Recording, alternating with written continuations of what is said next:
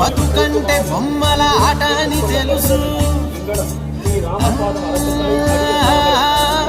కథ అని తెలుసు, కథ అని తెలుసు, కథలన్నీ కంచికే చేరునని తెలుసు,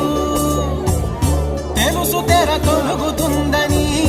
తెలుసు తెల్లారుతుందని, తెలుసు ఈ కట్టె పుట్టుకుమంటదని,